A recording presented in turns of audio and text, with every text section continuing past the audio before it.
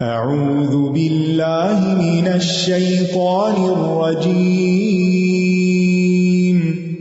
بسم اللہ الرحمن الرحیم الحمد للہ رب العالمین الرحمن الرحیم مالک یوم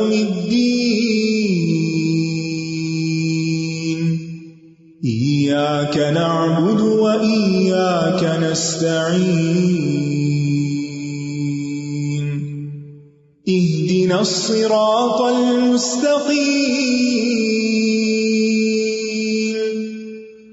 صراط الذين أنعمت عليهم غير المغضوب عليهم ولا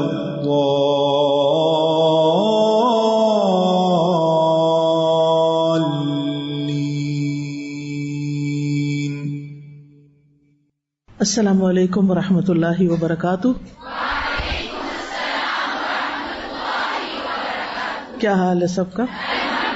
الحمدللہ۔ یہ بتائیے کہ کون سی ایک چیز جو کل آپ نے سیکھی اور پھر گھر جا کر پریکٹس بھی کی؟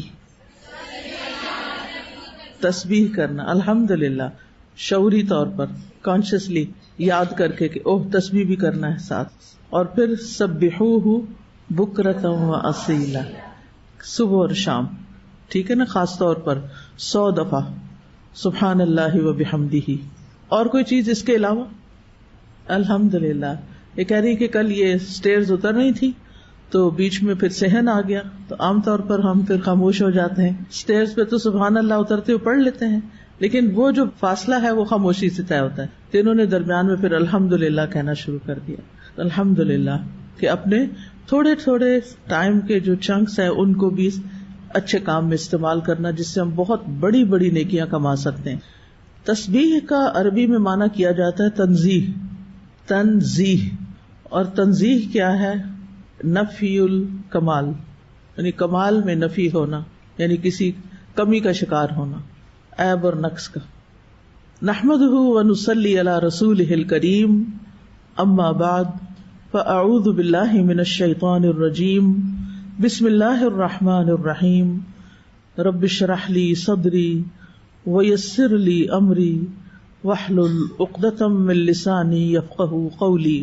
الحمد للہ رب الارض ورب السماء، خلق آدم وعلمہ الاسماء، لا الہ الا اللہ وحدہ لیس لہ انداد ولا اشباہ ولا شرکاء۔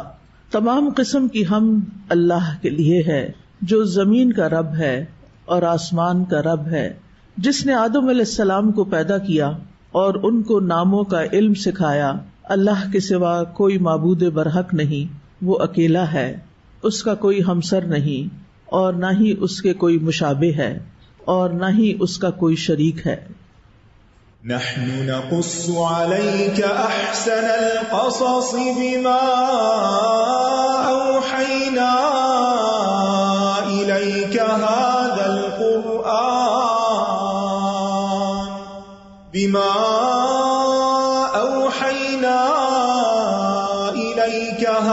القرآن وإن كنت من قبله لمن الغافلين۔ قصص القرآن پروگرام کے تحت ہم نے کل پچھلی آیت میں آدم علیہ السلام کی تخلیق کی ابتدا کے بارے میں پڑھا کہ جب اللہ تعالیٰ نے آدم علیہ السلام کو پیدا کرنے کا ارادہ کیا تو فرشتوں کو اس کی خبر دی۔ فرشتوں نے تعجب کرتے ہوئے عرض کیا کہ آپ آدم کو بطور خلیفہ پیدا کر رہے ہیں، اس خلیفہ سے فتنہ و فساد کی بھی توقع ہے، ہم آپ کی تسبیح و تقدیس کر رہے ہیں، پاکی بیان کر رہے ہیں، آپ کی عبادت کے لیے ہم ہی کافی ہیں۔ تو اللہ سبحانہ تعالیٰ نے فرشتوں کے شبہ کا جواب دیتے ہوئے فرمایا کہ خلیفہ مقرر کرنے کی ضرورت اور مصلحت میں جانتا ہوں، تم نہیں جانتے، تم اسے نہیں سمجھ سکتے۔ انی اعلم ما لا تعلمون۔ تو اب اگلی آیات میں اللہ سبحانہ تعالیٰ نے فرشتوں کے سامنے ایسے امور پیش کیے جس سے انہوں نے آدم علیہ السلام کی فضیلت اور اللہ تعالیٰ کے کمال حکمت اور اس کے علم کو جان لیا. تو آج ہم شروع کریں گے آیت نمبر 31 سے. وَعَلَّمَ آدَمَ الْأَسْمَاءَ كُلَّهَا ثُمَّ عَرَضَهُمْ عَلَى الْمَلَائِكَةِ فَقَالَ أَنبِئُونِي بِأَسْمَاءِ هَؤُلَاءِ إِن كُنتُمْ صَادِقِينَ. قالوا سبحانك لا علم لنا إلا ما علمتنا إنك أنت العليم الحكيم. قال يا آدم أنبئهم بأسمائهم فلما أنبأهم بأسمائهم قال ألم أقل لكم إني أعلم غيب السماوات والأرض وأعلم ما تبدون وما كنتم تكتمون. اور اس نے آدم کو سب کے سب نام سکھا دیے، پھر انہیں فرشتوں کے سامنے پیش کیا اور فرمایا اگر تم سچے ہو تو مجھے ان سب کے نام بتاؤ. وَعَلَّمَ آدَمَ الْأَسْمَاءَ كُلَّهَا. علامہ کا فاعل اللہ سبحانہ تعالیٰ ہیں، یعنی اللہ سبحانہ تعالیٰ نے تعلیم دی. کس کو؟ سیکھنے والے کون ہیں؟ آدم علیہ السلام. اور کس چیز کی تعلیم دی؟ اسماء کی تعلیم دی. کتنے اسماء کی؟ کلہا، سارے کے سارے. تو یہ اللہ سبحانہ تعالیٰ کا انسان پر، ابو البشر آدم علیہ السلام پر بہت بڑا فضل و کرم ہے کہ اس نے اسے وہ سکھایا جسے وہ جانتا نہ تھا. وَعَلَّمَكُمْ مَا لَمْ تَكُونُوا تَعْلَمُونَ. انسان علم کے ساتھ درجات حاصل کرتا ہے. انسان کی عزت اور انسان کا شرف علم کے ساتھ ہے. اللہ سبحانہ تعالیٰ نے اسے سب سے بہترین چیز سے نوازا، اور یہی وہ چیز تھی جس نے ابو البشر آدم علیہ السلام کو فرشتوں سے ممتاز الگ کر دیا تھا. اب سوال یہ پیدا ہوتا ہے کہ آدم علیہ السلام کو کس قسم کا علم دیا گیا، کس کے نام سکھائے گئے؟ اس میں متعدد آراء ہیں. ایک یہ ہے کہ یہ چیزوں کے نام تھے. کون سی چیزوں کے نام؟ ان تمام چیزوں کے نام جو وہاں حاضر و موجود تھی، کیونکہ اللہ سبحانہ تعالیٰ نے فرشتوں سے فرمایا انبئونی باسماء ہؤلاء، یعنی جو چیزیں وہاں نظر آ رہی تھیں ان چیزوں کے نام تھے، یا پھر ان چیزوں کے نام تھے جن کی اس وقت آدم علیہ السلام اور ان کے بیٹوں کو ضرورت تھی. ابن عباس کہتے ہیں کہ اس سے مراد یہی نام ہیں جو لوگوں میں متعارف ہیں، مثلا انسان، حیوان، زمین، آسمان، پہاڑ، تری، خشکی، گدھا وغیرہ. اور صحیح بات یہی ہے کہ آدم علیہ السلام کو ان تمام اشیاء کے نام، ان کی صفات اور افعال سکھائے گئے تھے. یہ ابن عباس کی رائے ہے جو ابن کثیر نے پیش کی ہے، تفسیر ابن کثیر میں ہے، اور اسی کو راجح رائے کہا جاتا ہے. اس کے علاوہ بھی کچھ اقوال ہیں، جیسے بعض کہتے ہیں کہ انہیں فرشتوں کے نام سکھائے گئے کہ یہ جبریل ہیں، یہ اسرافیل ہیں، یہ فلاں فرشتے ہیں، یہ فلاں، یعنی جو فرشتوں کے نام تھے. ایک اور رائے یہ ہے کہ ان ناموں سے مراد آدم علیہ السلام کی ذریت کے نام، یعنی ان کے سب بچوں کے نام، اولاد آدم کے نام. ایک اور رائے یہ ہے کہ آدم علیہ السلام کو تمام زبانیں سکھائی گئی تھی، یعنی صرف ایک زبان میں ہی نام نہیں بتائے گئے بلکہ زبانوں کا علم بھی دیا گیا تھا. علماء کہتے ہیں کہ تمام زبانیں توقیفی ہیں، اللغات التوقیفیہ، یعنی الہامی ہیں، اللہ نے سکھائی ہیں. اور یہ دراصل علم آدم علیہ السلام کو سب سے پہلے دیا گیا تھا. لیکن اصل بات پھر یہی ہے کہ یہ سب آراء ہیں. اللہ سبحانہ تعالیٰ نے خود ناموں کی تفصیل ہمیں نہیں بتائی کہ وہ کیا نام تھے. اس لیے ناموں کی بحث میں پڑھنے کی بجائے اصل بات کی طرف توجہ کرنی چاہیے اور اس کے بارے میں دیکھنا چاہیے کہ اللہ تعالیٰ دراصل سکھانا کیا چاہتے تھے، ہمیں کیا بتانا چاہتے ہیں. کیونکہ ان چیزوں کے بارے میں جاننے یا نہ جاننے سے ہمارا کوئی نقصان نہیں، یعنی وہ کسی کے بھی نام ہو، بس اتنا ہی کافی ہے کہ وہ نام تھے، اسم تھے، اسم کی جمع اسماء ہوتی ہے. تو اصل چیز ان واقعات میں نصیحت ہے، غور و فکر کرنا ہے، سبق لینے ہیں. اب یہ بھی سوال کیا گیا کہ یہ نام سکھائے کیسے گئے، یعنی آدم علیہ السلام کیا بیٹھے ہوئے تھے یا ان کے ہاتھ میں کوئی کتاب تھی، یا پھر ان کو کس طریقے سے سکھائے گئے؟ انہوں نے تلقی کے ذریعے یہ لیے یا اللہ تعالیٰ نے ان کے دل میں ڈال دیے، ان کو الہام کر دیے؟ تو یہاں تعلیم سے مراد علامہ ہے نا، تو تعلیم سے مراد تلقین بھی ہو سکتی ہے، یعنی اللہ تعالیٰ نے ان کے دل میں یا ذہن میں یہ بات ڈال دی تھی اور ان کو ناموں کے بارے میں شناخت کرا دی گئی اور ان کے ذہن اور حافظے میں محفوظ کر دیا گیا، اور جس وقت انہیں بتانے کی ضرورت پڑی تو انہوں نے اپنے ذہن اور حافظے سے وہ نام بتا دیے.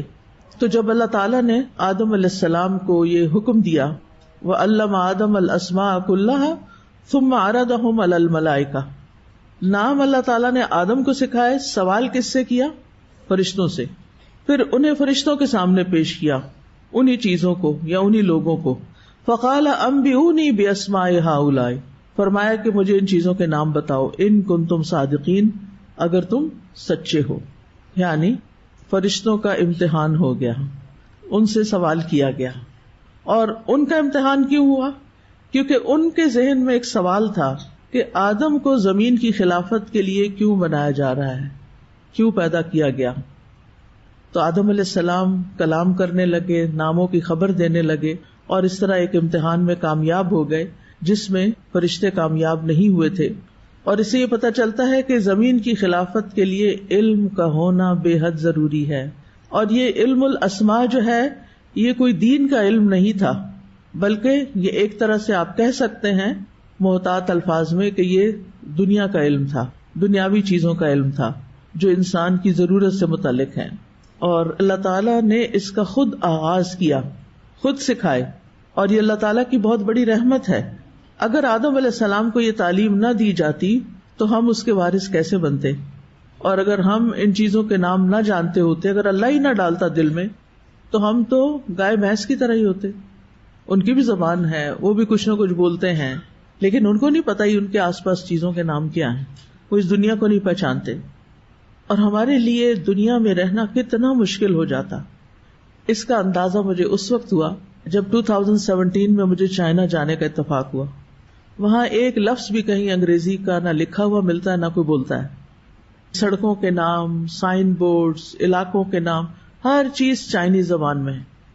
تو انسان کو یوں محسوس ہوتا ہے جیسے آپ بالکل کورے جاہل انسان ہیں، کچھ بھی نہیں آتا، کسی چیز کا نام نہیں آتا، آپ کچھ بھی نہیں پڑھ سکتے، آپ ٹوٹلی ان پڑھ ہیں کیونکہ جانتے ہی کچھ نہیں. چائنا تو دور کی بات ہے. کچھ سال پہلے ہمیں مردان جانے کا اتفاق ہوا. جس گھر میں ہم ٹھہرے ان کی میڈز پشتو بولتی تھی، ان کو اردو کا ایک لفظ نہیں آتا تھا. اس وقت شام میری گود میں تھا تو ہمیں دودھ چاہیے تھا، تو گھر والے ذرا آرام کر رہے تھے، صبح صبح کا وقت تھا، تو کچن میں میڈز ہی تھی. اب ہم نے ان کو ہر چیز بتائی کہ ہمیں دودھ چاہیے، لیکن انہیں کچھ سمجھ، وہ کبھی کوئی چیز اٹھا کے دیتے، کبھی کوئی چیز اٹھا کے دیتے، کبھی کوئی چیز. تو آپ سوچئے کہ اگر یہ علم الاسماء نہ ہوتا تو یہ دنیا کیسی ہوتی، کتنی زیادہ ہمیں مشکل ہوتی کمیونیکیشن میں. اور جتنے جتنے نام چیزوں کے پتہ ہوتے ہیں، بس پھر وہ نام ہی لینے کی ضرورت ہوتی ہے، اشارہ ہی کافی ہوتا ہے اور کام ہو جاتا ہے. مثلا اگر آپ نے کسی کو بھیجنا ہو گروسری کرنے کے لیے اور کچھ منگوانا ہو اور نام ہی نہ پتا ہو آپ کو، اور نہ اس کو پتا ہو اور نہ دکاندار کو پتا ہو، دنیا کا نظام ایک دن نہیں چل سکتا اور بہت ہی مشکل ہوتی ہے. کہتے ہیں کہ نبی صلی اللہ علیہ وسلم نے اپنی مختلف استعمال کی چیزوں کے بھی نام رکھے ہوئے تھے. آپ کی 7 زرہیں تھیں. زرہ کو تو پتا نا، زرہ جنگی لباس جو ہوتا ہے. ایک کا نام تھا ذات الفضول، ذات الوشاح، ذات الاحواشی، سعدیہ، فضہ، بطر اور خرنق. یہ زروں کے نام تھے. آپ کے پاس 6 کمانیں تھیں. کسی ایک کا نام بتا دیں. 6 کمانیں تھیں آپ کے پاس. کمان کا پتا ہے؟ پہلے تو کمان ہی پتا ہونا. تیر کمان ہوتی ہے، زورا، وجا، صفرا، بیدا، کثوم. پھر ڈھالوں کے بھی نام تھے، زلوق اور فتق. آپ کے پاس 9 تلواریں تھیں، ان سب کے نام تھے. ماثور، عزب، ادب، وہ جو ایک آپریشن ہوا تھا نا، عین، ضاد اور با، وہ اسی نام پہ رکھا گیا. ذوالفقار، قلعی، بتار، حنف، دسوب، مخدم، قضیب. اسی طرح آپ کا حربہ، اس کا بھی نام تھا نبعہ. آپ کے پاس عقاب نام کا سیاہ پرچم تھا. آپ کے پاس کن نام کا ایک خیمہ تھا، ممشوق نام کا عصا بھی تھا، آپ کے امامہ کا نام سحاب تھا، ایک برتن کا نام غرا تھا، گدھے کا نام افیر نام تھا آپ کے گدھے کا، ابو طلحہ کے گھوڑے کا نام مندوب تھا، ابو درداء کے اونٹ کا نام دمون تھا۔ جنت کے دروازوں کا بھی نام ہے، ایک دروازے کا نام یہ سب کو آتا ہے الحمدللہ، ریان تھا۔ اس سے کیا پتہ چلتا ہے؟ یعنی سب سے پہلے اللہ تعالیٰ نے نام سکھائے، اور رسول اللہ صلی اللہ علیہ وسلم کی سنت سے کیا پتہ چلتا ہے کہ آپ نے اپنے استعمال کی جو سب سے اہم ترین چیزیں تھیں ان کے نام رکھے ہوئے تھے۔ مثلاً آپ کے گھر میں یہ تلواریں دیوار پہ لٹکی ہوئی ہوتی تھی، ایک اسلحہ موجود تھا، اور اب اگر آپ نے کسی ایک مخصوص تلوار کو اتروانا ہے، کسی کو کہنا اپنے غلام کو کہ یہ اتار دو، اچھا ہم ہو تو کیا کہیں گے؟ وہ ہے نا، وہ جو نمبر 1 2 3 4 پہ جو ہے نا، وہ مجھے اتار کے دو۔ کس طرح کی زندگی ہم جیتے ہیں نا، تو اسی لیے ہمارے وقت میں برکت نہیں ہوتی، کیونکہ ہم لمبی چوڑی باتیں کرتے ہیں۔ ہمارا کمیونیکیشن کا انداز، بات کرنے کا، کنوے کرنے کا، دوسرے کے سمجھنے کا، اس میں اتنا بڑا گیپ ہے جس کی وجہ سے ریلیشن شپ بھی خراب رہتے ہیں اور فرسٹریشن بھی بہت ہوتی ہے اور کاموں میں تیزی بھی نہیں آتی۔ تو اب آپ سوچ سکتے ہیں کہ آپ اپنی کس چیز کا نام رکھ سکتے ہیں۔ کم از کم ہم الہدا میں کچھ دروازوں کے نام رکھ لیں۔ افسوس کے ساتھ یہ کہنا پڑتا ہے کہ ہم نے جو کورسز کے نام رکھے ہیں وہ بھی بولتے ہوئے ہمیں تکلیف ہوتی ہے۔ اچھا بھلا نام ہے تعلیم القرآن، جس کو بھی آپ بتائیں گے وہ خوش ہوگا کہ میں قرآن سیکھ رہی ہوں، TQ، کس کو پتا۔ اب اس سفر میں مجھے اتنی تکلیف ہوئی، میں مختلف جگہوں پر جب گئی تو میں کسی سے ملتی تو پوچھتی آپ کیا کر رہی ہیں، تو کہتی میں پتہ نہیں TDPC کر رہی ہوں، پتہ نہیں یہ کیا ہے۔ پھر میں پوچھتی ہے کیا چیز ہے، تو کہتی ہے تعلیم دین، پتہ نہیں صبح کا شام کا، اور پتہ نہیں کون کون سا نمبر، اتنا لمبا اس کو بنایا ہوا ہے۔ آپ سمپلی کہہ سکتے ہیں مثلاً میں الہدا اسلام آباد سے تعلیم القرآن کا کورس کر رہی ہوں، اور اندر تو یہ سارا کچھ بتانے کی ضرورت نہیں، اندر تو آپ یہ کہہ سکتے ہیں میں تعلیم القرآن 1 کی اسٹوڈنٹ ہوں، 2 کی اسٹوڈنٹ ہوں۔ اچھا اسی طرح پرسوں ایک بچی ہمارے گھر آئی اسکول کی، تو میں نے کہا بیٹا آپ کو کون سا سبجیکٹ اسکول میں اچھا لگتا ہے؟ پتہ نہیں اس نے QRM، لا حول ولا، میں نے کہا کہ یہ کیا چیز ہے، مجھے نہیں پتا تھا، میں نے کہا یہ کیا چیز ہے، تو پتہ نہیں قرآنک اسٹڈیز کا شاید، قرآن ریسیٹیشن اینڈ میمورائزیشن۔ ایک تو اول نام ہی لمبے نہیں رکھنے چاہیے، ان کو چھوٹا کیا جا سکتا، لیکن ضرورتاً ہم نے رکھا ہوا ہے نا، تو اس کا نام ہم قرآنک اسٹڈیز کر سکتے ہیں، جیسے اسلامک اسٹڈیز ہوتا ہے، ٹھیک ہے۔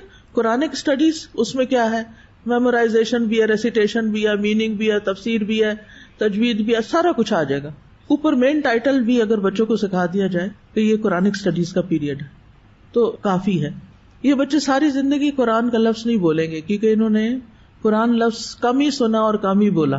ان چیزوں کے اثرات ہوتے ہیں، اور ایکرونیمز جو ہوتے ہیں نا، اگر کسی چیز کو ختم کرنا ہے نا تو اس کا نام بدل کے ایکرونیم ڈال دو، اس کا آہستہ آہستہ وہ لوگوں میں ان نون ہو جائے گی، ڈیزالو ہو جائے گی۔ میں پنجاب یونیورسٹی سے پڑھی ہوں، تو ہوا یہ کہ جب میں لاہور گئی تو میرا ایک لیکچر تھا وہاں پنجاب یونیورسٹی میں، تو مجھے کہیں کہ آپ کا PU میں لیکچر ہے۔ PU کیا چیز ہے؟ کیونکہ جب تک ہم پڑھتے تھے تو ہم تو ہمیشہ کوئی پوچھتا تو ہم کہتے تھے پنجاب یونیورسٹی، اب ہر جگہ یہی حال ہے۔ تو ٹھیک ہے لمبے ناموں میں مشکل ہوتی ہے، لیکن ان کا بھی کوئی حل نکالا جا سکتا ہے۔ نام چیزوں کی پہچان ہوتے ہیں، ہمارا نام ہماری پہچان ہے۔ اصل میں کئی لوگوں نے بھی اپنے نام پسند نہیں ہوتے نا، دادا رکھ دیتے ہیں، کوئی پردادا نام رکھ دیتے ہیں، کرم دین اور پتہ نہیں کون کون سے نام، اب ان کو اچھے نہیں لگتے تو وہ KD نام رکھ دیتے ہیں۔ پھر اپنا پراپر نیم ہونا چاہیے اور اس نام سے ہمیں پکارنا چاہیے۔ بعض ماں باپ بچوں کے نام اتنے بگاڑ دیتے ہیں کہ ان بچوں کو اپنا اصل نام یاد نہیں رہتا، تو یہ ہمارے دین کا حصہ ہے، صحیح نام رکھنا اور صحیح نام پکارنا اور کمیونیکیشن کو آسان بنانا، اور اس کی تعلیم خود اللہ تعالیٰ نے دی ہے۔ تو جس کی تعلیم اللہ سبحانہ و تعالیٰ دے، اس علم کو کیسا علم سمجھنا چاہیے؟ معمولی۔ بعض اوقات ہمارے اسٹوڈینٹس کا یہ ذہن بن جاتا ہے کہ اب ہم نے قرآن پڑھ لیا ہے، قرآن کی تعلیم حاصل کر لی، اس لیے اب اس کے بعد مجھے کوئی دنیا کی تعلیم نہیں پڑھنی، مجھے نہیں پڑھنی۔ یہ مشکل ہوتی ہے، قرآن پڑھنے میں تو ایک روحانی قوت ہوتی ہے، ایک مزہ آتا ہے، ایک خوشی ہوتی ہے۔ اب ماں باپ کہتے ہیں کہ تمہیں اس کے بعد یہ پڑھنا ہے، اب ہمارے اوپر تو پانی پڑ جاتا ہے کہ یہ تو بہت مشکل کام ہے۔ ٹھیک ہے، میں نہیں کہتی کہ سارے کے سارے لوگ ہی نکل کھڑے ہوں، کچھ لوگ تو ایسے ہوں جو قرآن کے علم میں بھی مہارت حاصل کریں اور اس کی تعلیم دیں، اور اچھے ذہین لوگ ہوں جو دنیا میں بہت آگے جا سکتے ہیں، ایکسل کر سکتے ہیں، وہ دین میں بھی بہت ایکسل کریں. اور لوگوں کو بے حد ضرورت ہے، دنیاوی علوم دنیا کی ضرورت پوری کرتے ہیں اور مختلف ضروریات پوری کرتے ہیں، اور اس میں بہت سے لوگ بھی ہیں. لیکن دینی علم تو ہر بندے کی ضرورت ہے. بعض اوقات لوگ کہتے ہیں یہ دین پڑھ کے آپ کریں گے کیا، اس کا تو کوئی فیوچر ہی نہیں ہے، یا اس کا تو کوئی اسکوپ نہیں ہے. تو میں حیران ہوتی ہوں، میں کہتی ہوں کیسے اسکوپ نہیں ہے؟ دین تو ہر بندے کی ضرورت ہے، ہر ایک کو سیکھنا چاہیے، یہ تو ایک فریضہ ہے. تو اگر سارے لوگ بھی سکھانے لگ جائیں آپ، تب بھی پورے اسلام آباد کو آپ پورے نہیں آ سکتے. ایک مثال ہے.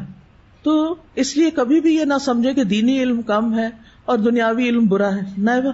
ہر نفع مند علم. ہم جب دعا کرتے ہیں اللہم انی اسألک علما نافعا، کہ اللہ ہمیں علم نافع عطا فرما، تو پھر اس میں دینی علم بھی آتا ہے، دنیاوی علم بھی آتا ہے. ٹھیک ہے ہمارے سلیبس بعض اوقات ایسے ہوتے ہیں کہ اس میں ہمیں کچھ چیزیں پڑھنی پڑ جاتی ہیں مجبوراً اضطراری طور پر، کہ جو ہمیں بہت تکلیف دیتی ہیں یا ہمارے مزاج سے میل نہیں کھاتی، یا قرآن پڑھنے کے بعد وہ بالکل لغویات لگتی ہیں، جیسے اردو پوئٹری ہے مثلاً جو عام طور پر عشق و عاشقی کی شاعری ہے، عجیب سی لگتی ہے. کیونکہ جب انسان اللہ سے محبت کرنا سیکھ لیتا ہے تو پھر اس کے بعد دوسری محبتیں چیپ سی لگتی ہیں، اس طرح کی باتیں کرنا. لیکن ٹھیک ہے اس سے انسان ووکیبلری سیکھتا، اپنی نیت درست کر لے. ہم ووکیبلری سیکھ رہے ہیں، ہم ایکسپریشن سیکھ رہے ہیں، بہت سے اور فائدے ہو سکتے ہیں. ایون عربی زبان میں ماسٹرز آپ کر ہی نہیں سکتے جب تک آپ دور جاہلیت کی شاعری نہیں پڑھتے. اور دور جاہلیت کی شاعری بہت رچ ہے، اور اس کا پڑھنا اس لیے بھی ضروری ہے کہ پھر قرآن کی آپ کو قدر آتی. کیونکہ دور جاہلیت میں ان کی اصل جو اسٹرینتھ تھی وہ شعر و شاعری تھی.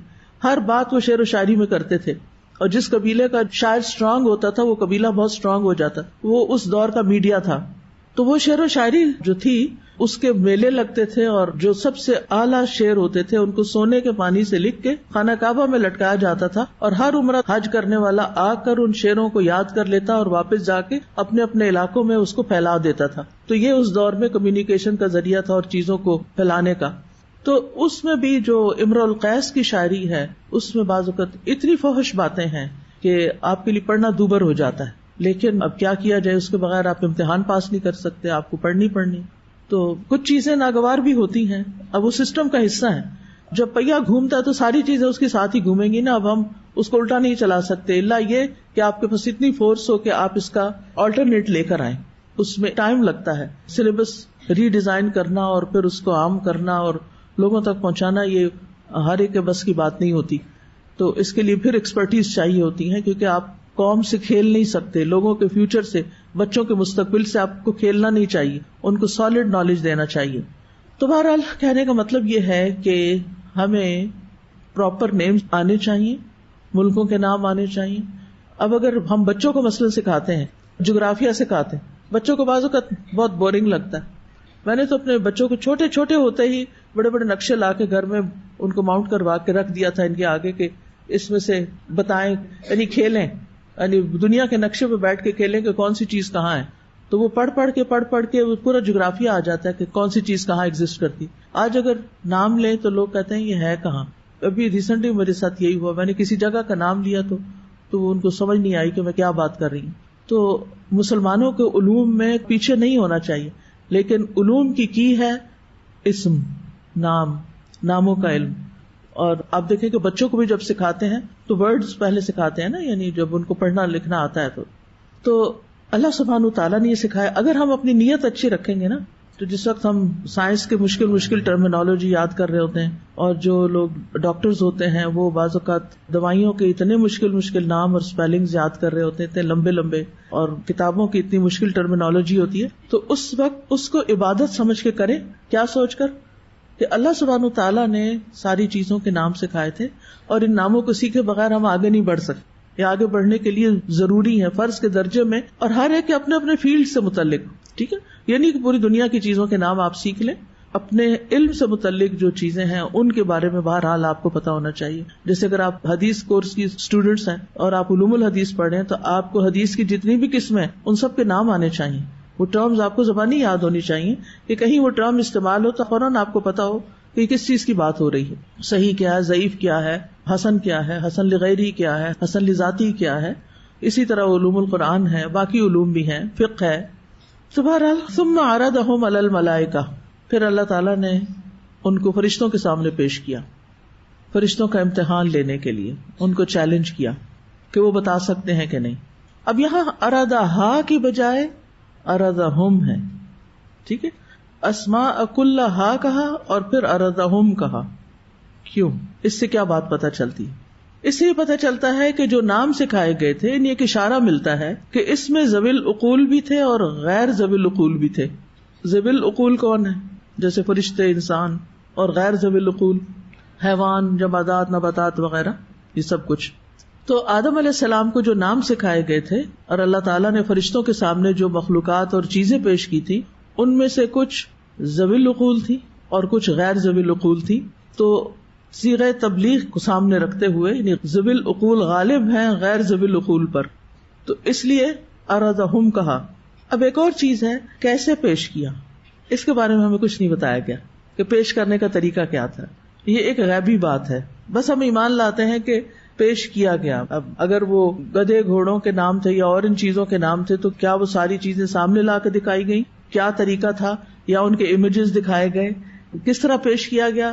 اللہ عالم. ٹھیک ہے. فقال انبئونی باسماء ہؤلاء ان کنتم صادقین. تو اللہ تعالیٰ نے فرمایا کہ اگر تم اپنے قول اور اپنے گمان میں سچے ہو کہ یہ خلیفۃ الارض جو ہے وہ زمین میں فساد ہی کرے گا تو ان اشیاء کے نام بتاؤ. یعنی فرشتوں کے امتحان لینے کا مقصد یہ تھا کہ وہ آدم علیہ السلام کی ذریت کے متعلق یہ گمان رکھتے تھے کہ یہ زمین کی خلافت پا کر زمین میں بہت فساد کریں گے، خون ریزیاں کریں گے. تو ان کے اس گمان کی تردید کرنے کے لیے ان کو ذریت آدم کا مشاہدہ کروایا گیا. یعنی اگر اس میں انسان بھی تھے تو بعض علماء کہتے ہیں کہ جیسے حضرت آدم کی اولاد میں سے داؤد علیہ السلام بھی تھے، سلیمان علیہ السلام بھی تھے، محمد صلی اللہ علیہ وسلم بھی تھے. یعنی صرف خون ریزیاں کرنے والے لوگ نہیں، یہ جلیل القدر پیغمبر بھی ہیں. اور پھر یہ بھی بات واضح کر دی گئی کہ زمین کی خلافت کے لیے صرف تسبیح اور تقدیس کافی نہیں، ٹھیک ہے، اس کے لیے علم الاسماء بھی ضروری ہے جو آدم علیہ السلام کو عطا کیا گیا، فرشتوں کو نہیں. اس لیے وہ نہیں بتا سکے. فرشتوں کو تسبیح اور تقدیس آتی تھی لیکن سب چیزوں کے نام نہیں پتا تھے کیونکہ وہ اس کام کے لیے پیدا نہیں کیے گئے تھے. فرشتوں کے بارے میں اگر آپ پڑھیں تو آپ کو پتہ چلے گا کہ ان کے مخصوص کام ہیں اور ان میں سے ہر ایک اپنے کام پر فوکسڈ ہے، وہ دوسروں کے کام میں مداخلت نہیں کرتے. کچھ فرشتے ایسے ہیں جو کرامن کاتبین ہیں، وہ کیا کرتے ہیں؟ آ کے ہمارے اعمال لکھتے رہتے ہیں، وہ ہماری جان نہیں نکالتے. جان نکالنے کے لیے کوئی اور فرشتے آئیں گے. پھر اسی طرح ان کے لیڈر ملک الموت ہیں، ٹھیک ہے. یعنی یہ مثال ہے، اور بھی آپ فرشتوں کی تفصیلات پڑھیں تو اسرافیل علیہ السلام جو صاحب السور ہیں وہ صرف اور صرف کس پہ توجہ کیے ہوئے ہیں؟ سور پہ. جب سے وہ پیدا ہوئے ان کو سور دے دیا گیا ہے کہ جس دن اللہ کا حکم آئے گا تو آپ نے سور میں پھونک مار دینی ہے اور دنیا کو ختم کر دینا ہے. وہ عرش کی طرف نگاہیں ٹکائے ہوئے ہیں، سور کو سامنے رکھے ہوئے ہیں اور صرف اشارے کے منتظر ہیں کہ کب اللہ تعالیٰ کا حکم ہوتا ہے. وہ اتنے فوکسڈ ہیں، انہیں سے کوئی غرض نہیں لوگ کیا کر رہے ہیں. لیکن کچھ فرشتے ایسے ہیں جو عرش اٹھائے ہوئے ہیں، تسبیح بھی کر رہے ہیں اور اس کے ساتھ ساتھ زمین والوں کے لیے استغفار بھی کرتے ہیں، انسانوں سے محبت بھی کرتے ہیں. کچھ فرشتے ایسے ہیں کہ جو علم کی مجالس میں حاضر ہوتے رہتے ہیں، ٹھیک ہے.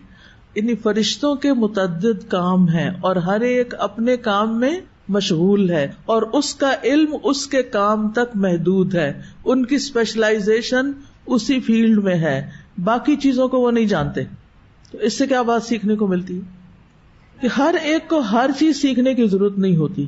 چونکہ آدم علیہ السلام تو ابو البشر تھے اور تمام انسانوں کے باپ تھے، اس لیے ان کو سارا کچھ دے دیا گیا.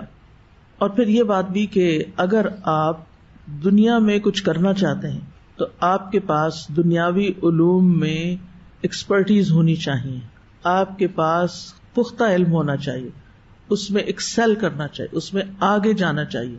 اور امت مسلمہ اس وقت اپنے اس فریضے سے غافل ہے، ٹھیک. تو ہمارے دین میں دین اور دنیا الگ الگ نہیں ہے، یہ بات سمجھ لیجئے. دین کا کام دنیاوی فائدے کے لیے کریں گے تو کیا ہوگا؟ قبول نہیں ہوگا، کوئی فائدہ نہیں ہوگا اس کا آپ کو. اور دنیاوی کام دین کے فائدے کے لیے کریں گے تو کیا ہوگا؟ عبادت بن جائے گا. ہے نا مزے کی چیز؟ آپ دنیا کی کوئی ڈگری لے رہے ہیں لیکن دین کے فائدے کے لیے، اور ساتھ اپنی نماز روزہ اپنے فرائض پورے کر رہے ہیں، تسبیح بھی کرتے رہتے ہیں، سب کچھ کرتے رہتے ہیں، لیکن آپ کا کوئی خاص فیلڈ اللہ نے آپ کو اس کے لیے پیدا کیا. آپ ایک بہت ہی قابل ڈاکٹر ہیں اور مریضوں کے ساتھ بات چیت کرتے ہیں، پیار کرتے ہیں، محبت کرتے ہیں، اور ان کو ساتھ ساتھ اللہ سے جوڑتے چلے جاتے ہیں. آپ کی تبلیغ یہی ہے، آپ ان کو دوہرا فائدہ پہنچا رہے ہیں. ہم جیسے لوگ ایک فائدہ پہنچاتے ہیں، لیکن جو لوگ کسی فیلڈ کے ماسٹر ہوتے ہیں اور ساتھ دین کی بھی تبلیغ کرتے ہیں، وہ لوگوں کو دگنا فائدہ پہنچاتے ہیں. ہے نا فائدے کی بات؟ دگنا فائدہ پہنچاتے ہیں. اور وہ ان کو وہ بھی سکھاتے ہیں جس سے وہ دنیا میں ایکسل کریں اور دین کے ساتھ. مثلاً اگر آپ کسی ہاسپٹل میں کام کرتی ہیں اور پوری امانت داری سے کام کرتی ہیں، پورے حجاب میں کام کرتی ہیں، تو آپ کی ایسے ماحول میں پریزنس آپ کے لیے تو کچھ مشکلات کا باعث ہے، لیکن دینی لحاظ سے وہ بہت فائدے کی چیز ہے، اور اس پر آپ کو بے پناہ اجر بھی ملے گا کہ آپ نے ایک بالکل اپوزٹ ماحول میں اپنی آئیڈینٹی کو قائم رکھا. آپ اللہ کے بندے بن کر رہے، دنیا کے بندے نہیں بنے، لوگوں کو خوش کرنے نہیں لگ گئے، صرف اللہ کو خوش کرنے کے لیے سب کچھ کیا. اب یہاں پر ایک لفظ آیا ہے انبأ، انبئونی، انبأ، ایک ہوتا ہے نبأ، ایک ہوتا ہے انبأ. قرآن مجید میں دونوں الگ الگ معنی میں استعمال ہوئے ہیں.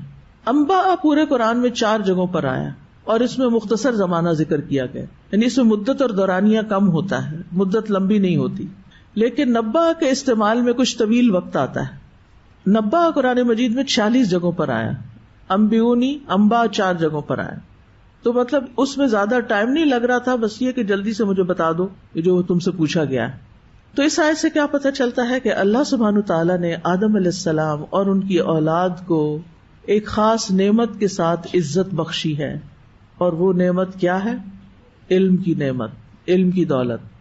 اور ویسے بھی فرمایا وَلَقَدْ كَرَّمْنَا بَنِي آدَمَ وَحَمَلْنَاهُمْ فِي الْبَرِّ وَالْبَحْرِ وَرَزَقْنَاهُمْ مِنَ الطَّيِّبَاتِ وَفَضَّلْنَاهُمْ عَلَى كَثِيرٍ مِّمَّنْ خَلَقْنَا تَفْضِيلًا. اور البتہ تحقیق ہم نے بنو آدم کو عزت بخشی اور انہیں خشکی اور سمندر میں سوار کیا. سواریاں ہوں گی تو سوار ہوں گے نا.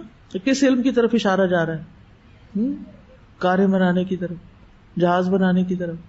دنیاوی چیزیں ہیں، لیکن صرف ابن آدم ہے جو سواری کرتا ہے. ٹھیک ہے نا. کبھی گائے بھینس کو گاڑی میں جاتے دیکھا ہے؟ نہیں. ان بیچاروں کو کس پہ لاتے ہیں جب ٹرانسپورٹ کرنا ہوتا ہے؟ کبھی دیکھا ہے راستے میں؟ ایسے ایسے بھیانک منظر میں نے دیکھے ہیں. بیچاری گائے نے منہ باہر نکالا ہوا ہوتا ہے اور لٹکا ہوا ہوتا ہے اس کا منہ، اور ایک ٹرک کے اندر پتہ نہیں کتنی ساری بھینسیں ساتھ ساتھ جوڑ کے ان کو کھڑا کر دیتے ہیں، اور وہ سارا وقت دھکے کھاتی ہے، اور بیچاری ان کو کچھ سمجھ نہیں کدھر لے جا رہے ہیں، ہمیں ذبح کرنا ہے یا بیچنا ہے یا کیا کرنا ہے. تو آپ اگر بیٹھتے ہیں بس میں یا کار میں یا گاڑی میں تو کس طرح بیٹھتے ہیں؟ سیٹ پہ بیٹھتے ہیں، عزت کے ساتھ بیٹھتے ہیں. تو بہرحال یہ بنی آدم کی کرامت ہے باقی مخلوق پر کہ باقی مخلوق بیچاری سانپ وغیرہ زمین سے گھسٹ گھسٹ کے جا رہے ہوتے ہیں، اور انسان گھوڑوں پہ بیٹھ کے، اونٹوں پہ بیٹھ کے یا کاروں میں بیٹھ کے جا رہے ہوتے ہیں. اور انہوں نے علم کی بنا پر یہ چیزیں ایجاد کی اور ان سے فائدہ اٹھایا. پھر رزقناہم من الطیبات، انہیں طیبات کھانے کو دی، اور ہم سبزی چھیل کے جو چھلکے ہوتے ہیں وہ بکری کو جا کے ڈال دیتے ہیں. ہم کیا کھاتے ہیں وہ کیا کھاتے ہیں. وفضلناہم، اللہ نے ہمیں فضیلت دی ہے، علی کثیر ممن خلقنا تفضیلا، حتیٰ کہ فرشتوں پر بھی فضیلت دی. اور فرشتوں پر فضیلت کب؟ علم کی بنا پر.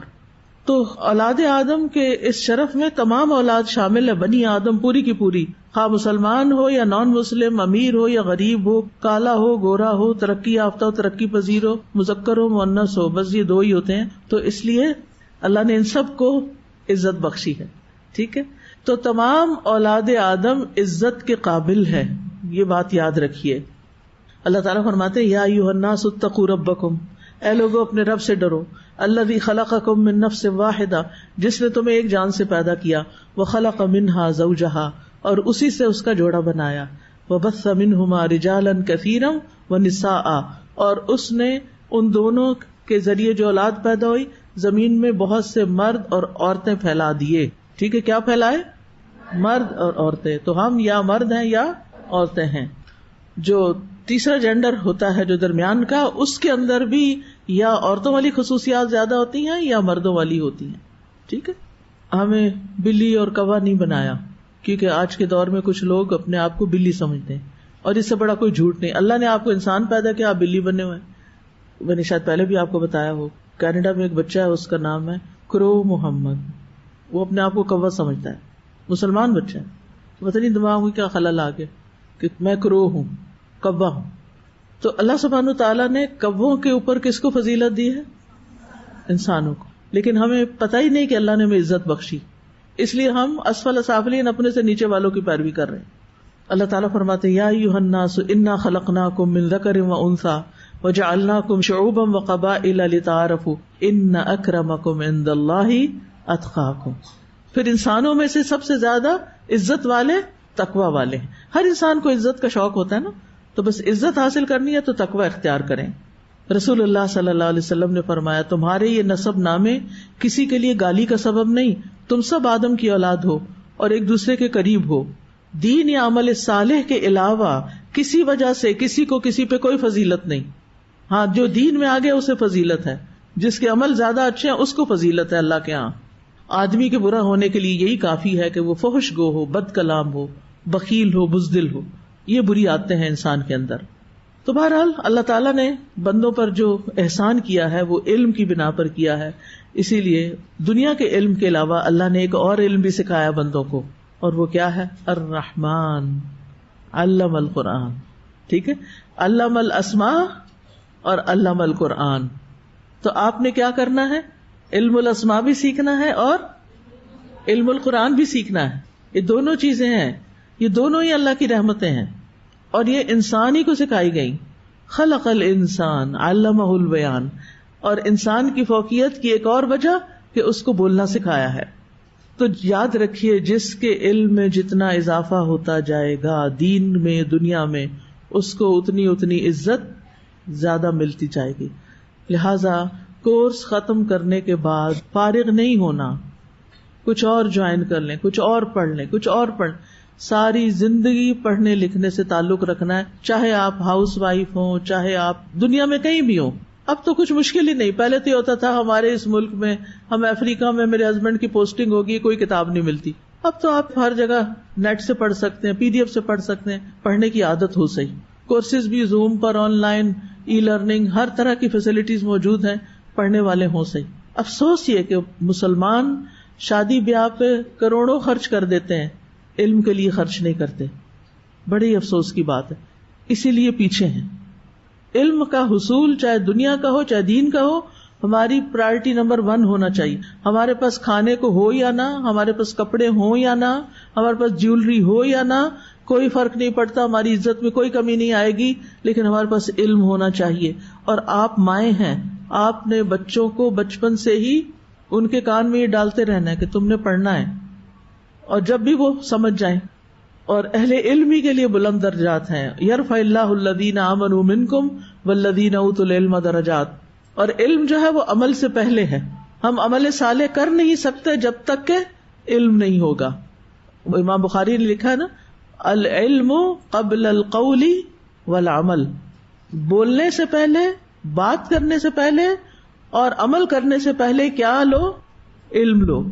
یعنی نمبر 1 علم آئے گا، پھر آپ اس علم کی بات کریں گے اور اس کو پریکٹس کریں گے.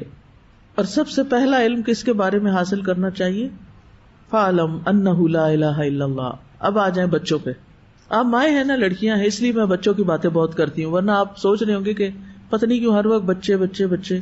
فیوچر کی مائیں ہیں آپ، اور ماں ہونے میں بڑی عظمت ہے، بڑی عزت ہے، یہ کوئی بری بات نہیں ہے.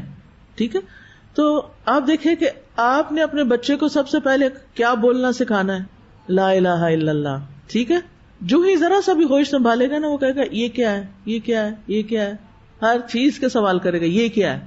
وہ افعال نہیں پہلے بولتا، وہ پہلے کیا بولتا ہے؟ اسماء، کیونکہ الہام ہوئے میں نا، پہلے اسی طرف جاتا ہے. بچوں کی ووکیبلری میں جتنا ہو سکے اضافہ کریں.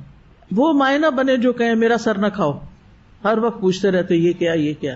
اگر آپ کو نہیں پتا، ڈھونڈیں، سرچ کریں کہ اس نے سوال کیا، مجھے اس کا جواب آنا چاہیے، اور یہ آپ کے لیے سیکھنے کا ذریعہ بن جائے گا. ٹھیک ہے، ماں جتنا کچھ بچے کو سکھا سکتی ہے نا، کوئی دنیا کا اور بندہ نہیں سکھا سکتا.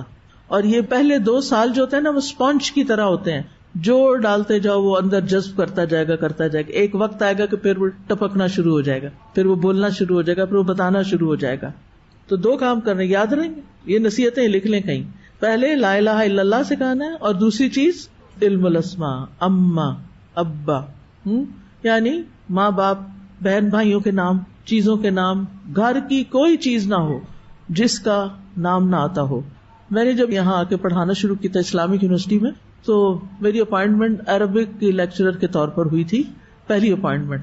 اس وقت ابھی میں نے پی ایچ ڈی نہیں کی تھی, تو مجھے عربی لینگویج سکھانی تھی, کیونکہ اس میں سال کا لینگویج کا کورس ہوتا تھا. پھر وہ اپنا فیلڈ سلیکٹ کرتے تھے, جو اصول الدین میں یا شریعہ میں یا لاء میں جہاں بھی جانا ہوتا تھا. اور اس میں پاکستانی اسٹوڈینٹس بھی تھے اور دوسرے اسٹوڈینٹس بھی, ہر طرح کے اسٹوڈینٹس. تو اردو نہیں وہاں بول سکتے تھے, عربی ہی بولنی ہوتی تھی. میں صرف چند دنوں میں بچیوں کو عربی لکھنا, بولنا, پڑھنا سکھا دیتی تھی. اور میں شروع کہاں سے کرتی تھی, جس کمرے میں کھڑی ہوتی تھی پہلے میں اس کی ساری ووکیبلری بتاتی, جو سامنے کی چیزیں ہیں, یہ کیا ہے, یہ کیا, یہ کیا, یہ کیا, یہ کیا, آگے پیچھے ساری ہر چیز, سارے اسما. اور پھر اس کے بعد چند فعل سکھا دیتی تھی. پھر میں کہتی تھی ان کو جوڑو, اور وہ سینٹینس بننے شروع ہو جاتے تھے.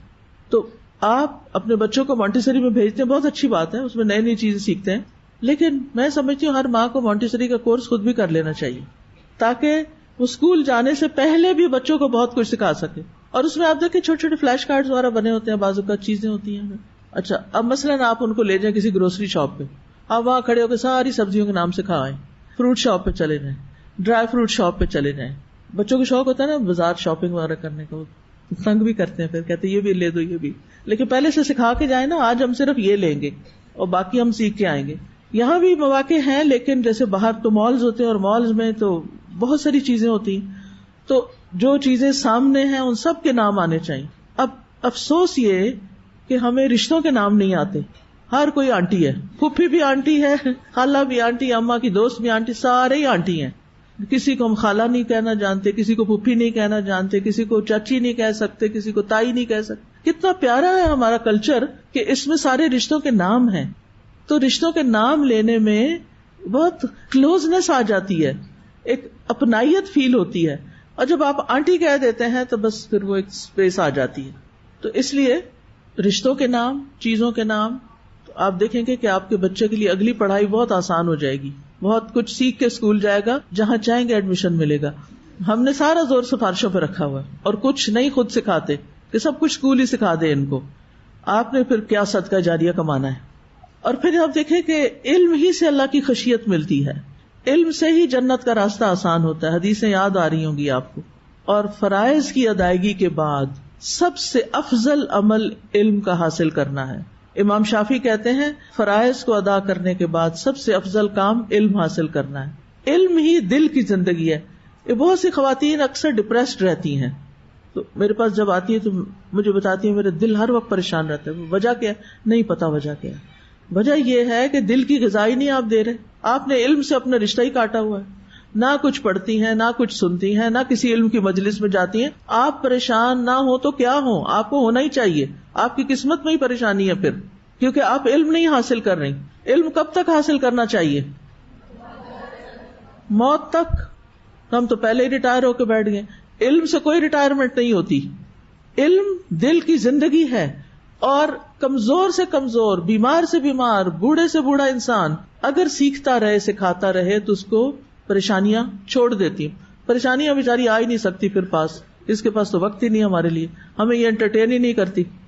میرے سسر تھے, اللہ تعالیٰ ان پہ اپنی رحمت کرے, انہوں نے کبھی اینک نہیں لگائی تھی, لیکن وہ کتاب کو اس طرح کر کے دیکھ کے پڑھ رہے ہوتے تھے. بالکل بوڑھے ہو چکے تھے, آہستہ آہستہ تھوڑا بھولنے بھی لگ گئے تھے, لوگوں کا نہیں اتنا پتا ہوتا تھا, لیکن کتاب کا ساتھ نہیں چھوڑا آخر تک. انہیں کسی سے گلا شکوہ تھا ہی نہیں. میں نے کبھی نہیں دیکھا, میں ان کی بہت عزت اور قدر کرتی تھی کیونکہ علم والے بھی تھے نا, رشتہ تو تھا ہی لیکن علم والے تھے.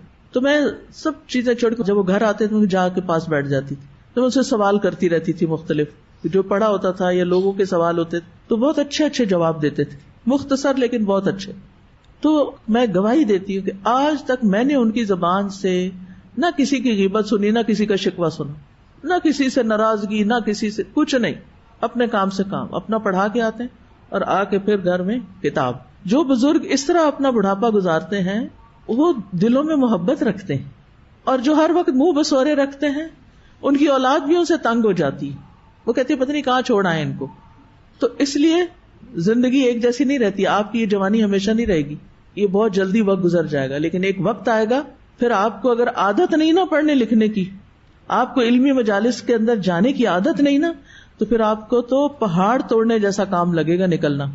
تو کچھ بھی ہو، ہاتھ پکڑ کے نکلیں، اسٹک پکڑ کے نکلیں، کچھ کریں، کوئی اپنی جمع پونجی خرچ کر کے ٹرانسپورٹ کا انتظام کر لیں، علم کی مجالس سے پہنچیں. آپ کے دل کی زندگی آگے، کیونکہ جب دل زندہ ہوتا ہے تو انسان زندہ ہو جاتا ہے. اور کھانے پینے سے زیادہ علم کی ضرورت ہے، دوائیوں سے زیادہ علم کی ضرورت ہے انسان کو. امام احمد کہتے ہیں کہ آدمی کو کھانے پینے کی دن میں 1-2 دفعہ ضرورت پڑتی ہے، جبکہ اسے علم کی ضرورت اتنی دفعہ پیش آتی ہے جتنی اس کی سانسوں کی تعداد ہے. یعنی ہر لمحے تو ہمیں کچھ نہ کچھ ڈیسائیڈ کرنا ہوتا ہے، اور اس کے لیے ہمیں علم چاہیے ہوتا ہے. ابن قیم کہتے ہیں اللہ تعالیٰ نے دلوں کے لیے علم کو ایسے بنایا جیسے زمین کے لیے بارش بنائی.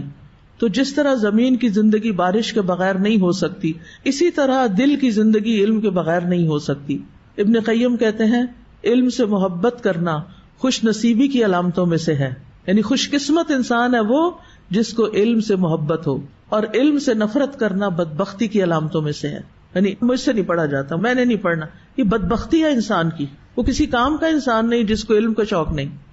شیخ الاسلام ابن تیمیہ کہتے ہیں ایمان اور علم کی نعمت کے سوا دنیا کی کوئی اور نعمت آخرت کی نعمت کے مشابہ نہیں، یعنی یہ جنت کی نعمتوں میں سے ہے. ابن قیم کہتے ہیں اگر علم حاصل کرنے میں اللہ رب العالمین کے قرب اور عالم ملائکہ سے مل جانے کے علاوہ کوئی اور بات نہ بھی ہوتی تو اتنا ہی شرف اور فضیلت کافی ہے کہ دنیا اور آخرت کی عزت اسی کے ساتھ معلق ہے، لٹکی ہوئی ہے، اسی کے ساتھ مشروط ہے. علم کے راستے میں فوت ہونا کیسا ہے؟ حسن خاتمہ کی علامت ہے. حافظ ابن عبد البر کہتے ہیں جو شخص علم حاصل کرتے ہوئے فوت ہو گیا تو یہ اچھے خاتمے کی علامات میں سے ہے، کیونکہ یہ ایک عظیم اطاعت کے کام پر فوت ہوا ہے. آپ میں سے کچھ لوگوں نے میری والدہ کو دیکھا ہوگا، ماشاءاللہ 78 ایئرس کی تھی، اور ایک کے بعد ایک کورس جوائن کر لیتی تھی، اور آخری دن بھی یعنی بیمار ہونے سے ایک دن پہلے بھی وہ کلاس میں تھی. علم کا شوق ان کو لگ گیا اپنے بڑھاپے میں. اب اس زمانے میں ایسا تو نہیں ہوتا کہ انسان بہت فٹ ہوتا ہے اور بہت پرفیکٹ ہوتا ہے، بہت ساری مشکلات ہوتی ہیں، بیماریاں اور کمزوریاں، لیکن انہوں نے کسی چیز کو آڑے نہیں آنے دیا. آخر تک کلاسز اٹینڈ کرتی رہی اور نوٹس بھی بناتی تھی اور سیکھتی بھی تھی اور پھر پوچھتی بھی تھی. مجھے کبھی کہتی فرحت دیکھو میں نے تو ابھی یہ بات پڑھی ہے اور میں نے تو یہ کیا ہی نہیں ہے، تو اب کیا کروں؟ تو مجھے اتنی خوشی ہوتی تھی کہ جو پڑھ رہی ہیں پھر وہ ساتھ کرنا بھی چاہتی، کیونکہ علم کو عمل کی نیت سے ہی پڑھنا چاہیے اور فائدہ پہنچانے کی نیت سے.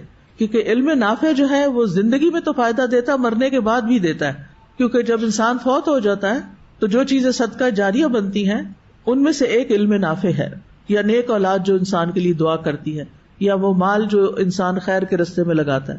یہاں یہ بات یاد رکھیں کہ شیطان لوگوں کو علم حاصل کرنے سے روکتا ہے، اس کو مشکل بنا دیتا ہے. علامہ ابن الجوزی کہتے ہیں جان لو کہ ابلیس کا لوگوں پر سب سے پہلا دھوکہ یہ ہے کہ وہ ان کو علم سے روکتا ہے، کیونکہ علم نور ہے. پھر جب وہ ان کے علم کے چراغوں کو بجھا دیتا ہے تو ان کو اندھیروں میں جیسے چاہے ٹھوکریں لگواتا ہے. یعنی جب انسان علم کے راستے پہ چلتا ہے مشکلات تھوڑی آتی ہیں، لیکن پھر کیا ہوتا ہے انسان اگر ثابت قدم رہے تو روشنی میں آ جاتا ہے.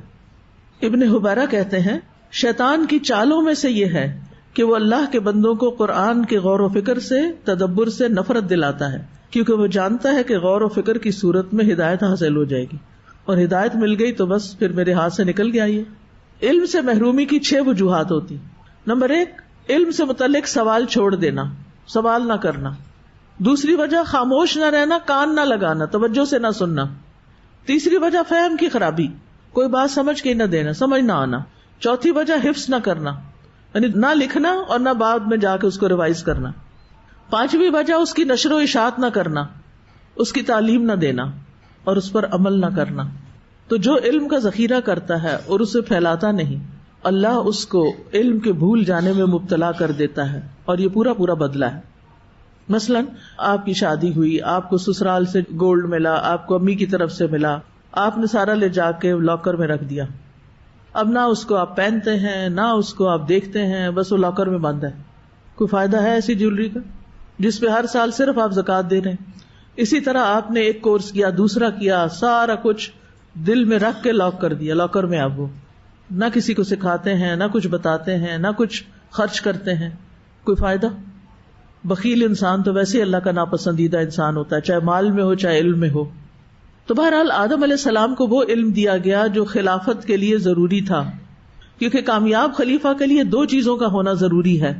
نمبر 1 کہ اس کے پاس اتھارٹی ہو، اور نمبر 2 کہ اس اتھارٹی کو استعمال کرنے پر قادر بھی ہو، جو علم کے ساتھ ہی ہوتا ہے انسان. یعنی اتھارٹی تو ہے لیکن علم نہیں ہے، لہٰذا آپ دیکھیں کہ پھر خراب لیڈر کرتے کیا ہیں؟ جن کے پاس علم نہیں ہوتا خود بھی گمراہ ہوتے ہیں، لوگوں کو بھی کرتے ہیں. پھر یہ ہے کہ امتحان لینے کا جواز موجود ہے قرآن میں. یہ جو آپ کے ٹیسٹ لیتے ہیں تو اس کا جواز موجود ہے، اور چیلنج دینے کا بھی جواز موجود ہے. انبئونی باسماء ہؤلاء ان کنتم صادقین. اب فرشتوں کو تو آتا ہی کچھ نہیں تھا، پیپر بلینک. اب کیا کریں؟ غلط سالت جواب نہیں دیا. کچھ لوگ ہوتے ہیں وہ کہتے ہیں کچھ بھی لکھ دو، ٹیچر نے کون سا پڑھنا ہے، 2-4 نمبر مل جائیں گے. یہ دھوکا ہوتا ہے، ایسے نہیں کبھی کریں. فرشتوں کا جواب سنیں. قالوا سبحانک لا علم لنا الا ما علمتنا انک انت العلیم الحکیم. انہوں نے کہا تو پاک ہے، ہم کچھ نہیں جانتے سوائے اس کے جو تو نے ہمیں سکھا دیا، بے شک تو خوب علم رکھنے والا، بہت حکمت والا ہے. یہ فرشتوں کی عاجزی ہے، فرشتوں کا ادب ہے. انہیں اپنی کم علمی کا احساس ہو گیا، اپنے عجز کا، بے بسی کا احساس ہو گیا، تو انہوں نے آدم علیہ السلام کی فضیلت اور خلافت کے حقدار ہونے کا اعتراف کر لیا، اور ادب کے ساتھ کہا سبحانک لا علم لنا الا ما علمتنا. ہم تیری عظیم تسبیح بیان کرتے ہیں، ہر کمال کے ساتھ تیرا وصف بیان کرتے ہیں، تجھے ہر نقص سے پاک قرار دیتے ہیں، ہمارے پاس علم نہیں ہے. لا عالم، یہ فرشتوں کی صفت ہے. سب سے پہلے فرشتوں نے اس کا اعتراف کیا تھا، کیونکہ اللہ سبحانہ تعالیٰ کے علم کا احاطہ تو کیا ہی نہیں جا سکتا. آیت الکرسی میں آتا نا وَلَا يُحِيطُونَ بِشَيْءٍ مِّنْ عِلْمِهِ إِلَّا بِمَا شَاءَ، کہ لوگ اس کے علم کا احاطہ کر ہی نہیں سکتے مگر جتنا وہ چاہے. جس کو جو چاہے جتنا چاہے سکھا دے، دیٹس اٹ. ہر شخص ہر چیز نہیں سیکھ سکتا، فرشتہ نہیں سیکھ سکتے ہر چیز، تو ہم تو پھر انسان ہیں. تو ہم آپ کی تسبیح کرتے ہیں، ہم آپ کا وصف بیان کرتے ہیں، علم کے ساتھ، قدرت کے ساتھ، قوت کے ساتھ، حکمت کے ساتھ. آپ علم والے ہیں، حکمت والے ہیں، اور ان ساری صفات سے آپ کو پاک قرار دیتے ہیں جو اس کے برعکس ہیں، جو انسانوں کے اندر ہے. جیسے نیند ہے، موت ہے، محتاجی ہے، کمزوری ہے، بڑھاپا ہے، یہ سب کچھ اللہ کے ہاں نہیں ہے. ان ساری کمزوریوں سے اللہ کو پاک قرار دیتے ہیں. ہم تو صرف وہی جانتے ہیں جو تو نے ہمیں سکھایا. نبی صلی اللہ علیہ وسلم سے بھی اللہ تعالیٰ نے فرمایا وَعَلَّمَكَ مَا لَمْ تَكُنْ تَعْلَمْ وَكَانَ فَضْلُ اللَّهِ عَلَيْكَ عَظِيمًا، اور آپ کو وہ سکھایا جو آپ نہیں جانتے تھے، اور آپ پر اللہ کا بہت بڑا فضل ہے. تو اس آیت سے یہ بات پتہ چلتی ہے کہ فرشتوں کے پاس صرف وہی علم ہے جو اللہ نے انہیں سکھایا، جس کام پر وہ مامور ہیں. مثلاً بادلوں کا فرشتہ بادلوں کے بارے میں خوب جانتا ہے، بجلی کڑکنے کا اس کو پتا ہے. رات ایک فرشتے کا نام بھی ہے، سورۃ رات بھی ہے. پانی کا فرشتہ پانی پہ مامور ہے، اس کی معلومات تو رکھتا ہے، لیکن وہ باقی چیزوں کے افعال اور خواص سے لا علم ہے، بے خبر ہے. انسان کو ان ساری چیزوں کا سرسری علم دے دیا گیا، پھر اس پہ چھوڑ دیا گیا کہ اب وہ مزید تحقیق کرے، کوشش کرے، مسخر کرے اور جانے، استعمال میں لائے. کیونکہ اب وہ زمین میں اللہ کی طرف سے بھیجا گیا ہے، زمین اس کے لیے بنائی گئی. خلق لکم ما فی الارض جميعا، اب اس کو استعمال کرو، اب اس کو پڑھو، سیکھو، غور کرو، ریسرچ کرو، آگے بڑھو. زمین تمہارے لیے ہے. اب اس میں آپ دیکھیں کہ اللہ تعالیٰ نے انسان کو علم دیا، اور فرشتوں کے بارے میں کیا فرمایا کہ ان کو انسان کے مقابلے میں کم علم دیا گیا. اسی بنا پر انسان کی فضیلت ثابت ہو گئی کس پر؟ فرشتوں. تو فرشتوں کا اللہ کے علیم اور حکیم ہونے کا اقرار بھی اس آیت میں موجود ہے. انک انت العلیم الحکیم، بے شک آپ ہی علم والے ہیں، آپ ہی حکمت والے ہیں، آپ کو سب پتا ہے. کیونکہ پیچھے اللہ تعالیٰ نے فرمایا تھا نا انی اعلم ما لا تعلمون، مجھے پتا ہے جو تمہیں نہیں پتا. اس کا انہوں نے اقرار کر لیا. انک انت العلیم الحکیم، واقعی آپ ہی سب جانتے ہیں، آپ علم والے بھی ہیں اور حکمت والے بھی ہیں. اور یہ اللہ تعالیٰ کے دونوں نام بھی ہیں. اللہ تعالیٰ ایسا العلیم ہے جس نے علم کے ساتھ ہر چیز کا احاطہ کیا ہوا ہے. پوری کائنات میں کوئی ایک چیز بھی اللہ کے علم سے چھپی ہوئی نہیں. وہ ہر چیز کو جانتا ہے, اس کے اندر باہر کو ہر چیز سے واقف. اللہ کا سارا علم لکھا ہوا بھی ہے لوح محفوظ میں. یعنی اللہ تعالیٰ کے پاس تو ہے علم, لیکن وہ سارا علم جو ہے لکھا ہوا بھی ہے. قد احاط اللہ بکل شیء علما, اللہ نے علم کے ساتھ ہر چیز کا احاطہ کر رکھا ہے. نہ زمین میں, نہ آسمان میں, نہ کائنات میں کہیں کوئی ذرے برابر بھی چیز نہیں جو اللہ سے چھپی ہوئی ہو. عالم الغیب والشہادہ ہے, یعلم السر وما اخفا, سر راز چھپی ہوئی چیزوں کو بھی جانتا ہے, اور اس سے بھی زیادہ جو چھپی اس کو بھی جانتا ہے, رازوں سے بھی آگے جانتا ہے, دلوں کے حال جانتا ہے. الحکیم, حکمت والا. حکمت کیا چیز ہوتی ہے؟ ہر چیز کو اس کے مقام پہ رکھنا. آدم کو اس کے مقام پہ رکھا, فرشتوں کو اس کے مقام پہ رکھا, تو کوئی مخلوق اس کی حکمت سے باہر نہیں. اور اسی لیے اللہ تعالیٰ کے تمام اقوال, تمام افعال, تقدیر, شریعت, سب میں حکمت ہے. کس کس چیز میں؟ قول, فعل, تقدیر, شریعت, ہر چیز کے اندر حکمت ہے. اس لیے کسی کو بھی یہ حق حاصل نہیں کہ وہ اللہ تعالیٰ پر اعتراض کرے اور اللہ تعالیٰ سے کہے کہ یہ کیوں آپ نے کر دیا اور ایسا کیوں کیا, یا یہ سوچے کہ یہ تو نہیں ہونا چاہیے. اب کوئی یہ سوچے اللہ تعالیٰ نے فرشتوں کو کیوں نہیں علم دیا, تو اس کا کیا جواب ہے؟ انک انت العلیم الحکیم. اللہ کی حکمت کا تقاضا ہے کہ وہ سب کو سب کچھ نہ دے, جس کو جو چاہیے, جتنی ضرورت ہے اتنا اس نے دے رکھا ہے, اس میں کمی نہیں کی. تو اس آیت سے کچھ اور باتیں بھی پتہ چلتی ہیں. ایک تو یہ کہ فرشتے بولتے بھی ہیں, کلام کرتے ہیں, سوال جواب کرتے ہیں, عقل رکھتے ہیں. دوسرا یہ کہ فرشتے انتہا درجے کی اللہ تعالیٰ کی تعظیم کرتے ہیں, تسبیح اور تقدیس بیان کرتے ہیں, اپنی کم علمی کا اعتراف کرتے ہیں. اور ہمیں یہ بات فرشتوں سے سیکھنی چاہیے کہ جس چیز کا علم نہ ہو, جس بات کا علم نہ ہو, اس کے بارے میں رائے مت دیں. یاد رہے گی یہ بات, کیا کہا میں نے؟ جس بات کا علم نہ ہو اس کے بارے میں رائے نہ دیں, اوپینین نہ دیں. بعض اوقات لوگ مجھ سے پوچھتے ہیں فلاں اسکالر کے بارے میں آپ کی کیا اوپینین ہے, اور میں خاموش رہتی ہوں کیونکہ میں پرسنلی نہیں جانتی. میں نہیں جانتی, میں کیا کہوں؟ جتنا آپ کو پتا ہے اتنا ہی مجھے پتا ہے. آپ کو بھی یوٹیوب سے پتا ہے, مجھے بھی یوٹیوب سے ہی پتا ہے. اب مجھے بولنے کی ضرورت نہیں. ہو سکتا ہے میں کوئی نیگیٹو بات کہہ دوں تو کیا ضرورت ہے, اور ہو سکتا ہے میں حد سے زیادہ تعریف کر دوں تو کیا ضرورت ہے. اوپینین نہیں دینے چاہیے. ہر ایک کے بارے میں اچھا گمان رکھیں کہ اوپینین نہیں. تو جس آدمی سے بھی علم کی کوئی بات پوچھی جائے اور وہ اس کو نہ جانتا ہو, تو اس کے لیے واجب ہے کہ وہ فرشتوں, انبیاء اور قابل علماء کی پیروی کرتے ہوئے کہے اللہ ہی بہتر جانتا ہے, میں نہیں جانتا, آئی ڈونٹ نو. قرآن مجید میں آتا ہے وَلَا تَقْفُ مَا لَيْسَ لَكَ بِهِ عِلْمٌ إِنَّ السَّمْعَ وَالْبَصَرَ وَالْفُؤَادَ كُلُّ أُولَئِكَ كَانَ عَنْهُ مَسْئُولًا. ایسی بات کے پیچھے مت پڑو جس کا تمہیں علم نہیں, کیونکہ اس کے متعلق کان, آنکھ اور دل سب سے باز پرس ہوگی. مسروق کہتے ہیں کہ ایک شخص نے قبیلہ کندہ میں حدیث بیان کرتے ہوئے کہا قیامت کے دن ایک دھواں اٹھے گا جو منافقین کی سماعت و بصارت کو ختم کر دے گا, لیکن مومن پر اس کا اثر صرف زکام جیسا ہوگا. وہ کہتے ہیں کہ اس کی بات سن کے ہم بہت گھبرائے. مسروق حضرت عائشہ کے شاگرد تھے. وہ کہتے ہیں میں ابن مسعود کی خدمت میں حاضر ہوا, وہ ٹیک لگا کے بیٹھے تھے. یہ سن کر وہ بہت ناراض ہوئے اور سیدھے ہو کے بیٹھ گئے اور فرمایا جو شخص علم رکھتا ہو وہ تو بیان کرے, اور جو علم نہ رکھتا ہو وہ کہے اللہ بہتر جانتا ہے. اور بے شک یہ بھی علم ہے کہ انسان جس بات کو نہ جانتا ہو تو کہہ دے میں نہیں جانتا, یہ کہنا بھی ایک علم ہے. ٹھیک ہے, تو آج کے لیے اتنا ہی کافی ہے.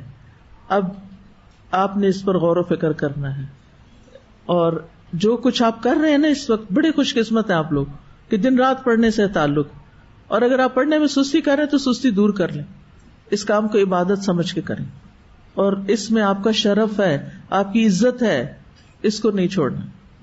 ٹھیک ہے استاذہ, جب آپ نے جو علم حاصل کرنے کی بات کی نا کہ اس کی کوئی ایج نہیں ہوتی, تو میرے ذہن میں دو باتیں آئیں. کچھ لوگوں کو بہت سارا شوق ہوتا ہے کہ کچھ پڑھتے رہیں نا, اور آبویسلی جب آپ کچھ پڑھ رہے ہوتے ہیں تو وہ فری میں نہیں ہوتا.